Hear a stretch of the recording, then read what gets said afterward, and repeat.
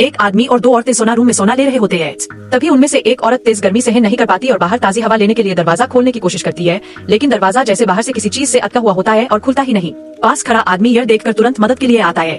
उसे लगता है कि शायद औरत में ताकत कम है, लेकिन जब वह खुद कोशिश करता है तो दरवाजा उससे भी नहीं खुलता। जैसे जैसे कमरे का तापमान बढ़ने लगता है, आदमी घबराने लगता है।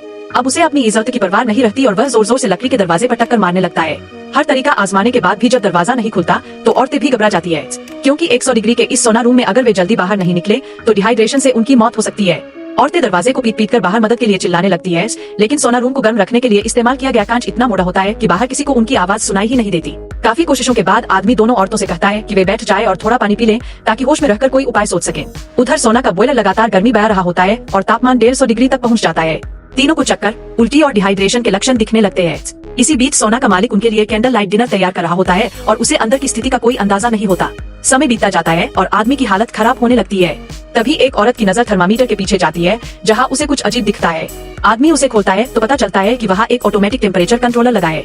उन्हें लगता है कि अब बचने की उम्मीद है, लेकिन जैसे ही आदमी उसे घुमाता है वह तुरंत टूट कर गिर जाता है। दरअसल असली कंट्रोलर बाहर लगा होता है और अंदर सिर्फ नकली लगाया गया था ताकि कोई छेड़छाड़ न कर सके। अब हालात तो बिगड़ते जाते हैं। एक औरत पानी की बाल्टी लेकर खिड़की तोड़ने की कोशिश करती है, लेकिन कांच जरा भी नहीं टूटता। तभी आदमी को बीच में रखे पत्थरों का ख्याल आता है। वह एक गर्म पत्थर निकालकर पानी में ठंडा करता है और फिर उसे कांच तोड़ने की कोशिश करता है। काफी देर तक कोशिश करने के बाद हाथ कट जाने के बावजूद वह हार नहीं मानता और आखिरकार कांच में एक छेद कर देता है। ताजी हवा मिलते ही एक औरत तुरंत खिड़की पर झुककर सांस लेने लगती है, फिर दूसरी भी वही आ जाती है। थोड़ी राहत मिलने के बाद वे अपने दोस्त माइक को पुकारते हैं, लेकिन माइक शराब पीकर सोया होता है और उनकी आवाज नहीं सुन पाता। तभी आदमी को याद आता है कि उन्होंने अंदर आने से पहले तापमान 185 डिग्री पर सेट कर दिया था। अब खिड़की टूटने से ठंडी हवा अंदर आ रही है, जिससे सेंसर बॉयलर को और तेज गर्म करने के लिए मजबूर करेगा, यानी अंदर और ज्यादा गर्मी बढ़ेगी। बचने के लिए आदमी एक पत्थर को तौलिए में लपेटकर बाहर दरवाजे के हैंडल को पकड़ने की कोशिश करता है, लेकिन नाकाम रहता है।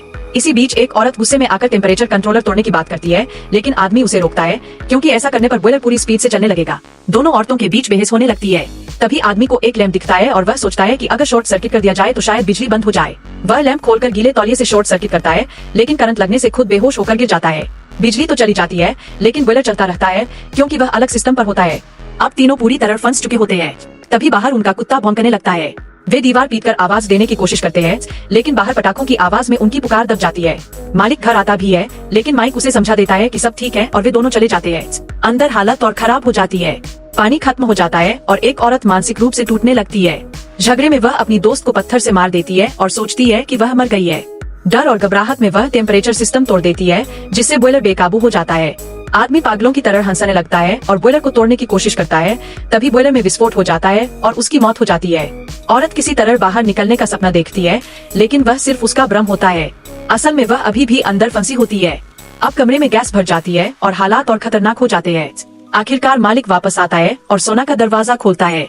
दोनों औरतों को अस्पताल ले जाया जाता है, जबकि आदमी की मौत हो चुकी होती है।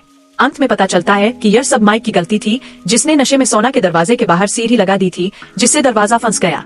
अब उसके पास सिर्फ पछतावा ही बचता है, क्योंकि उसने अपने दोस्त को हमेशा के लिए खो दिया।